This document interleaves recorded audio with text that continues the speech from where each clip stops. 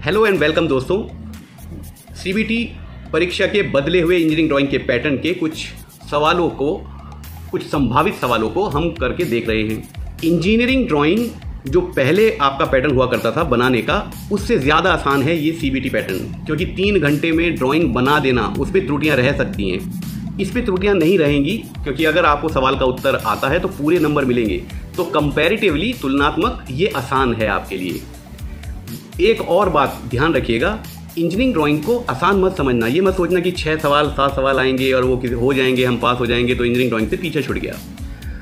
आप जितने भी मेरी बात सुन रहे हैं मैकेनिकल ग्रुप के, इंजीनियरिंग ट्रेड्स मैकेनिकल ग्रुप के, fitter, turner, machinist, welder, tool and die maker, pattern maker, जितने भी तरीके के मैकेनिक्स हैं, automobile mechanics, diesel mechanics, tractor mechanics, अगर आपको इंजीनियरिंग ड्राइंग की समझ नहीं है तो आप इस बात को बहुत ध्यान से समझ लेना कि आपकी सफलता को आधा ही आंका जाएगा।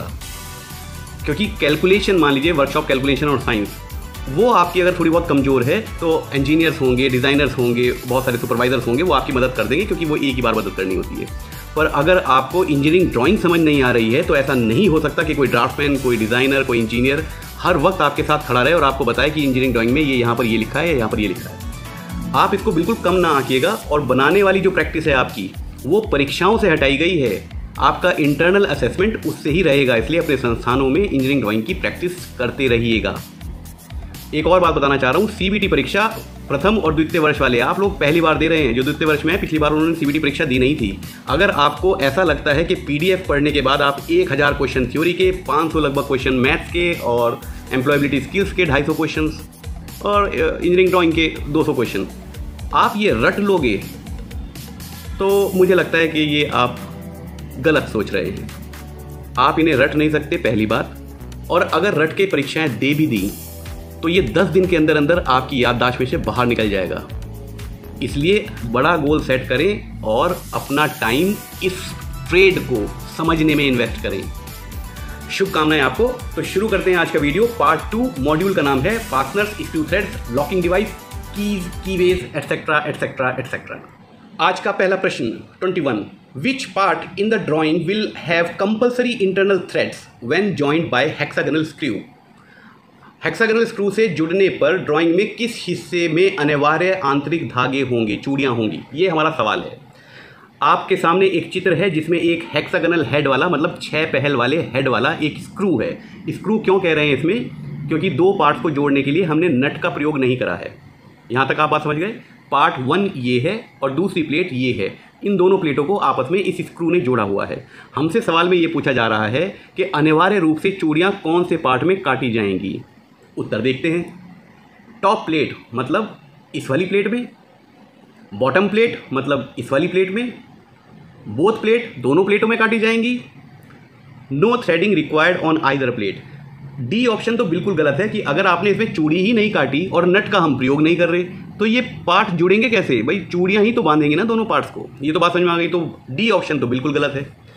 टॉप प्लेट में चूड़ियाँ अनिवार्य रूप से काटने की ज़रूरत नहीं होती, आवश्यकता नहीं होती है। इसका सही उत्तर है बॉटम प्लेट। वो कैसे, मैं समझा रहा हूँ। बॉटम प्लेट में चूड़ियाँ होंगी, ऊपर से इस हेड जो है ऊपर वाली प्लेट को दबा देगा। नीचे से चूड़ियाँ जब चढ़ जाएंगी उस पर तो ये दोनों प्लेट को आपस में दबा देगा। ऊपर वाली प्लेट में चूड़ियाँ नहीं भी होंगी तब भी ये दोनों पार्ट को जोड़ देगा, क्योंकि ऊपर से हेड ने उसको पकड़ा हुआ है। प्लेट बाहर नहीं निकल सकती हेड से, क्योंकि होल इतना बड़ा नहीं है कि हेड उसमें से निकल जाए। और नीचे वाली प्लेट को तो हमने चूड़ियों से पकड़ ही लिया है। तो इसका सही उत्तर क्या होगा? Option B. समझ में आ गया ना? आसान है ना, मज़ेदार होती हैं ये चीज़ें। Next question 22, drilled hole shown in the drawing is. Drawing में दिखाया गया ड्रिल होल है। अब ये ड्रिल होल कहाँ है? ये दोनों प्लेटों में जो ड्रिल करके होल कर रखा है, उसके बाद चूड़ियाँ काटी गई होंगी नीचे वाले होल में, और फिर उसके बाद ये स्क्रू को हमने यूज़ किया है। अब ये किस प्रकार का होल है ये हमें बताना है, ठीक है। पहला ऑप्शन दिख रहा है काउंटर बोर। काउंटर बोर ये ऑप्शन सही है जब दोनों प्लेट में एक होल हमने किया होगा इस बोल्ट के डायमीटर के अनुसार। और हम ये भी चाह रहे हैं कि बोल्ट का जो हेड है वो सतह के बाहर ना निकले, मतलब वो सतह के अंदर डूब के चले। और हमारा सिर जो है वो सिलेंड्रिकल है, मतलब ये राउंड शेप का हमारा हेड है। तो हमें काउंटर बोर करना पड़ेगा। इसका मतलब क्या हुआ कि इतनी जगह तक हमें एक बड़ी ड्रिल से होल मारना पड़ेगा ताकि ये सिर, स्क्रू का ये सिर उस होल के अंदर बैठ जाए और ऊपर की सतह आपको बिना किसी हेड के यानी कि बिल्कुल स्मूथ मिल जाए। तो इसको कहेंगे हम काउंटर बोर। नेक्स्ट ऑप्शन जो है काउंटर सिंक, वो शेप ऐसी होती है और इसमें इसी शेप का हेड आकर बैठता है। आमतौर पर वो पेचकस से बैठाया जाता है, तो उसको हम कहते हैं काउंटर सिंक। काउंटर सिंक और काउंटर बोर में क्या फ़र्क है? काउंटर सिंक ऐसा दिखता है और काउंटर बोर ऐसा दिखता है। दोनों ही केस में बोल्ट आपका प्लेट के अंदर अंदर रहता है, लेकिन हेड की शेप के अनुसार हमें ये होल बनाने पड़ते हैं।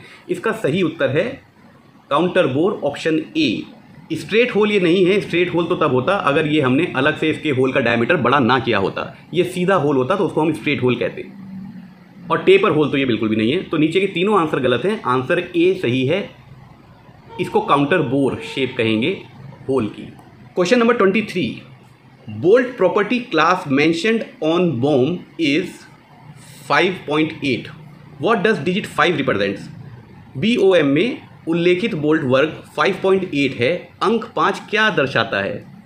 हमारी जब इंजीनियरिंग ड्राइंग में बिल ऑफ मटेरियल में जब हम बोल्ट्स के बारे में बताते हैं, तो अगर हमें उसकी टेंसाइल स्ट्रेंथ या कुछ यील्ड स्ट्रेंथ हमें ज़्यादा चाहिए होती है, तो हम उसका एक प्रॉपर्टी क्लास या उसका ग्रेड बताते हैं कि बोल्ट इतनी ग्रेड का होना चाहिए। और वो डिज़ाइनर इस बात पे तय करता है कि उस बोल्ट पे कितने टेंसाइल स्ट्रेंथ आ रही है, मतलब वो बोल्ट कितनी खिंचाव में काम करने वाला है। अगर कोई ज़्यादा खिंचाव में काम करने वाला है बोल्ट, तो उस पर लिखा जाएगा 6.8। उससे भी ज़्यादा है तो 7.8, और या फिर उसका मटेरियल ऐसा लिया जाएगा जो ज़्यादा स्ट्रेंथ को सहन कर सके। ठीक है, तो ये जो 5.8 है, इसमें 5 क्या प्रदर्शित करता है, हमसे सवाल में ये पूछा गया है। और ये 5.8, 6.8 ये आपने देखे नहीं है तो देख लेना। किसी भी अच्छे बोल्ट के सिर पे देखना, उस पर ये उभरा हुआ लिखा होता है 5.8, और उससे पता चलता है कि ये किस ग्रेड का बोल्ट है, मतलब ये कितना बल लगने पर भी ये टूटेगा नहीं। इस 5 दर्शाता है आपकी टेंसाइल स्ट्रेंथ को। 5 का मतलब हो गया 500 मेगापास्कल्स, जिसको न्यूटन पर मिलीमीटर स्क्वायर भी कहते हैं। 5 को 100 से गुणा करने के बाद उस बोल्ट की टेंसाइल स्ट्रेंथ मेगापास्कल्स में हमें पता चल जाती है। 500 मेगापास्कल इस बोल्ट की टेंसाइल स्ट्रेंथ होनी है, जिसका प्रॉपर्टी क्लास 5.8 दिया हुआ है। तो इसका सही उत्तर है टेंसाइल स्ट्रेंथ। चलते चलते ये भी बता दूं, इस 8 का क्या मतलब है। इस 8 की गुणा 10 से करके 80 आ जाता है ना। 80% आपकी यील्ड रेशो है, yield strength ratio. Yield strength ratio को और टेंसाइल स्ट्रेंथ को जब आप मल्टीप्लाई कर देते हैं तो आपके पास यील्ड स्ट्रेंथ आ जाती है, जो हमारे लिए किसी भी फास्टनर्स के लिए बहुत ही एक इम्पॉर्टेंट फैक्टर होता है। अभी फिलहाल आप इतना समझें कि 5 का मतलब होता है टेंसाइल स्ट्रेंथ, ये उसकी टेंसाइल स्ट्रेंथ प्रदर्शित करता है। आंसर सी सही है। और ये कहाँ लिखा रहता है? Bill of material. Bill of material क्या होता है? बिल ऑफ मटेरियल इस ड्राइंग में जो भी सामान लगा है उसकी एक लिस्ट होती है, उसको हम कहते हैं बिल ऑफ मटेरियल। और ड्राइंग में टाइटल ब्लॉक के आमतौर पे ऊपर या एक अलग शीट में भी आपको बिल ऑफ मटेरियल जरूर प्रोवाइड किया जाता है ड्राइंग के साथ। Question number 24, what these symbols represent in engineering drawing? ये जो आपके सामने कुछ सिंबल्स दे रखे हैं इंजीनियरिंग ड्राइंग में, ये क्या प्रदर्शित करते हैं? ऑप्शंस पढ़ लेते हैं। सेफ्टी इंस्ट्रक्शंस, आपने अपने ट्रेड के पहले चैप्टर में व्यावसायिक सुरक्षा और स्वास्थ्य में पढ़ा होगा। बहुत सारे इंस्ट्रक्शंस होते हैं, एक साइंस और सिंबल्स होते हैं, पर ये वो नहीं है। ये वो नहीं है दोस्तों। स्क्रू हेड, यस, ये स्क्रू हेड है। जो पहला आपको गोले में एक 6 पहल का एक ग्रूव दिखाई दे रहा है, ये स्क्रू का हेड है जो एलन की से खुलेगा। दूसरा जो आपको दिखाई दे रहा है, ये फिलिप स्क्रू ड्राइवर से खुलेगा। और तीसरा प्लेन स्क्रू ड्राइवर, जो प्लेन पेंचकस से, ये सिर के ऊपर वो एक ग्रूव है जिसमें पेंचकस आगे फिट होगा या कोई की आगे फिट होगी, और फिर हम इसको घुमा के खोलेंगे या बंद करेंगे। इंजीनियरिंग ड्राइंग में अगर ये कोई सिंबल आपको दिखाई दे रहा है तो आपको स्क्रू उस हेड का लगाना है, ये मतलब है उसका। इसका सही उत्तर है ऑप्शन बी। डेवलपमेंट का तो इससे कोई मतलब नहीं है। डेवलपमेंट ऑफ सर्फेसिस होती हैं, वो ऐसी नहीं होती। और थ्रेडेड होल्स भी ऐसे थ्रेड नहीं होते, हेक्सागनल थ्रेड्स नहीं होती हैं। मतलब अगर आप ऊपर से देखोगे तो आपको हेक्सागनल दिखाई नहीं देंगी। ट्रेपेजॉइडल थ्रेड्स हो सकती हैं, वी शेप थ्रेड हो सकती हैं, राउंड शेप थ्रेड हो सकती हैं, और स्क्वायर थ्रेड्स हो सकती हैं। ये शेप हो सकती हैं, पर ये जो आपको शेप्स और सिंबल्स दिखा रखे हैं ये स्क्रू के हेड्स के हैं। ऑप्शन बी सही है। Next question 25, what does this symbol represent in drawing? ये सिंबल क्या प्रतीक है? Plain hole, counter sink hole near side, counter sink hole far side, इसका आंसर 4 है। अब मैं बता रहा हूँ क्या है ये जब भी आपको ड्राइंग में सिंबल दिखाई दे, एरो के साथ इस सिंबल को दिखाया जाता है कि यहाँ पर एक होल होना है। फिलहाल जो आपको होल दिखाई दे रहा है, अगर ये वी शेप के ये जो वी शेप उल्टा दिखाई दे अगर आपको, तो आप समझ लेना कि ये काउंटर सिंक यही शेप बताई थी ना मैंने, इसमें एक काउंटर हेड वाला स्क्रू आके नीचे से बैठेगा। फार साइड मतलब जिधर से हम ऊपर से अगर देख रहे हैं तो नीचे की तरफ काउंटर सिंक बनाना है, क्योंकि हमें स्क्रू को नीचे से टाइट करना है इस जॉब में। तो इसका उत्तर है counter sink hole far side मतलब दूसरी तरफ। अगर ये सिंबल यहाँ ना बन के ऊपर बना होता ऐसे, तो इसका मतलब होता काउंटर सिंक नियर साइड। अगर ये वी बना ही ना होता, मतलब खाली ये 4 लाइनें और बीच में एक काला गोला आपको दिखाई दे रहा होता, इसका मतलब होता प्लेन होल, कि यहाँ पर बस एक सिंपल होल कर दो। ठीक है, तो ये इसके सिंबल होते हैं रिविटिंग जब हम करते हैं या स्क्रू से कोई चीज़ जोड़ते हैं, तो कैसे होल बनाने हैं प्लेट में, उसका सिंबल होता है ये। और इसमें एक और बात बता दूं आपको जानकारी के लिए, अगर यहाँ पर 45 डिग्री पे एक लाइन निकल कर और एक सिंगल उसमें फ्लैग बना हो, उसका मतलब होता है कि ये जो स्क्रू लगेगा ये साइड पे लगेगा। आपको वर्कशॉप में जहाँ पे ये जॉब बन रहा है वहाँ पर ये नहीं लगाना है स्क्रू, आप बस होल करके दे दो, स्क्रू वो अपने आप लगा लेंगी पार्टी। ये तब होता है जब बड़े बड़े जॉब होते हैं, आप असेंबल करके उसको भेज नहीं सकते, ट्रक में बहुत बड़ी चीज़ नहीं आ सकती, तो हम उसको डिसमेंटल या नॉकडाउन कंडीशन में भेजते हैं और साइड पर जाके इरेक्शन होता है। पर वो हमें तो बताएंगे ना कि वर्कशॉप में ये होल तो यही होगा, वर्कशॉप में वो बता देते हैं कि इस होल को नीचे की साइड से करना और काउंटर सिंक करना। अगर इस फ्लैग में एक लाइन और लगा दी जाए ड्राइंग में, तो फिर वर्कशॉप वालों को ये समझ में आ जाना चाहिए, फिटर को, कि सर यहाँ पर ना ये होल होना है और ना ही यहाँ पर इसकी फिटिंग होनी है। होल भी साइड पर होगा, वो तब होता है जब हम बिल्कुल दूसरे जॉब को इसके ऊपर रख के और फिर एक साथ होल करेंगे तो होल मिसमैच नहीं होंगे। तो ये सारे सिंबल्स आपको पता होने चाहिए। फिलहाल जो आपके क्वेश्चन में सिंबल दिया है, इसका मतलब है counter sink hole far side, क्योंकि ये वी नीचे की तरफ बना हुआ है। इसका ऑप्शन डी सही है। क्वेश्चन 26, हेक्स 30 × 2 100 लॉन्ग, एक कॉमा बीच में लगा हुआ है। What does number 2 represent in fastener specification in engineering drawing. Engineering drawing में अगर आपको ये लाइन कहीं लिखी हुई दिखाई दे रही है, तो इसमें जो ये 2 लिखा हुआ है, इसका क्या मतलब होता है, ये क्या प्रदर्शित करता है? मैं आपको इसका सारा ही मतलब बता देता हूँ। हेक्स का मतलब है जो बोल्ट आप यहाँ प्रयोग करने वाले हैं वो हेक्सागोनल हेड का होने वाला है। 30 मतलब उसका डाया, इसके आगे एम लिखा होना चाहिए था, M30 का मतलब होता है उसका बोल्ट का डाया। इंटू 2 जो लिखा हुआ है वो उसके थ्रेड की पिच है, कि उस पर जो चूड़ियाँ कटी हुई हैं आपके बोल्ट में, उसकी पिच 2 mm होनी चाहिए। और आखिर में जो 100 LG लिखा हुआ है वो 100 लॉन्ग है, मतलब उस बोल्ट की लंबाई, थ्रेडेड पोर्शन, मतलब जो उसके हेड के बाद की उसके शैंक जिसको हम कहते हैं, उसके शैंक की लंबाई 100 mm लंबी होनी चाहिए। 4 इंची लंबा बोल्ट चाहिए हमें। M30 का, MM की चूड़ियाँ हैं, मेट्रिक चूड़ियाँ हैं, M30 का हेक्सागोनल हेड है और उसकी पिच 2 है। तो हमसे ये पूछा गया है ये 2 क्या रिप्रेजेंट कर रहा है? 2 क्वांटिटी रिप्रेजेंट नहीं कर रहा, ये पिच रिप्रेजेंट कर रहा है। ऑप्शन बी सही है। साइज़ भी ये रिप्रेजेंट नहीं कर रहा, साइज़ तो 30 जो लिखा हुआ है वो है आपका साइज़। और प्रॉपर्टी क्लास और ग्रेड वो तो हम पिछले क्वेश्चन में देख चुके हैं, वो 5.8, 4.8, 6.8, 4.7 इस तरीके के आपकी प्रॉपर्टी ग्रेड जो आपके सिर के ऊपर गुदी हुई रहती है। किसी अच्छे बोल्ट में आप देखेंगे, लोकल बोल्ट में नहीं, किसी अच्छे बोल्ट में आप देखेंगे तो आपको ये प्रॉपर्टी क्लास जरूर मिलेगी। खास तौर से ऑटोमोबाइल के बोल्ट में देखना, कि मोटरसाइकिल के बोल्ट्स को देखना, आपको वो डिजिट जरूर दिखेगी। Question 27, CSK stand for. CSK का क्या मतलब है? कौन बोला? Chennai super king. IPL ख़त्म हो चुके हैं, ज़रा पढ़ाई पे ध्यान दे लो। धोनी का मैं भी फ़ैन हूँ, लेकिन ये चेन्नई सुपर किंग नहीं है। इसका मतलब होता है काउंटर सिंक। वही काउंटर सिंक हेड हो या काउंटर सिंक होल आपको करना हो, उसके लिए हम CSK लिखते हैं। और अगर आपको काउंटर बोर होल करना हो तो उसके लिए हम CBR लिखते हैं। ये कन्वेंशंस हैं, शॉर्ट फॉर्म्स हैं। तो इसका सही उत्तर C है। CSK का मतलब होता है काउंटर सिंक। ये एब्रीविएशन कह लो, एक्रोनिम तो ये नहीं है, एब्रीविएशन ही आप इसको कह सकते हैं। तो ये शॉर्ट फॉर्म है मान लीजिए। और ये शॉर्ट फॉर्म किसकी है? हमारी इंजीनियरिंग ड्राइंग में अगर ये लिखा है तो हम क्या समझते हैं इससे? Counter sink. Question 28, fasteners complete specification is available in. Fasteners की पूरी विशिष्टता उपलब्ध है कहाँ? ऑप्शन पढ़ लेते हैं। पहला ऑप्शन है OEM size and spec chart. Okay, दूसरा ऑप्शन पढ़ते हैं भाई, असेंबली ड्राइंग, देखिए असेंबली ड्राइंग में आपको ये बताया जा सकता है कि फास्टनर यहाँ लगेंगे, पोजीशन बताई जा सकती है, उसका ज़्यादा डायमीटर बताया जा सकता है, क्वांटिटी बताई जा सकती है, शायद पिच भी बता दें, लेकिन ये पूरी स्पेसिफिकेशन नहीं होती। वो किस स्टैंडर्ड पे बना है, टेंसाइल स्ट्रेंथ कितनी है, प्रॉपर्टी क्लास कौन कौन सी अवेलेबल हैं, और इसकी सारी डायमेंशंस कितनी है, हेड कितना बड़ा होगा, अक्रॉस फेस कितना होगा, अक्रॉस फ्लैट कितना होगा, ये सारी स्पेसिफिकेशन हमें ड्राइंग में नहीं मिलती हैं भाई, क्योंकि ये स्टैंडर्ड आइटम है, बॉट आउट आइटम है, स्टैंडर्ड पे बनते हैं। तो आपको तो बाज़ार से ख़रीदना है, आप बना थोड़ा ही रहे हो इनको। फास्टनर्स मतलब जो बाज़ार में आपको रेडीमेड मिलते हैं। तो अगर आपको बाज़ार में ये मिल रहे हैं तो किसी स्टैंडर्ड पे बने होंगे। इसकी करेक्ट स्पेसिफिकेशन आपको मिलती है, असेंबली ड्राइंग में तो नहीं मिलती, लेआउट ड्राइंग में भी नहीं मिलती, पार्ट डिटेल ड्राइंग में भी नहीं मिलती। ड्राइंग में ये इतनी सारी चीज़ें लिखने का कोई आवश्यकता नहीं है, क्योंकि ये स्टैंडर्ड हैं, बॉट आउट आइटम कहते हैं जिनको हम बाहर से ख़रीदते हैं। इसका सही उत्तर है ऑप्शन ए।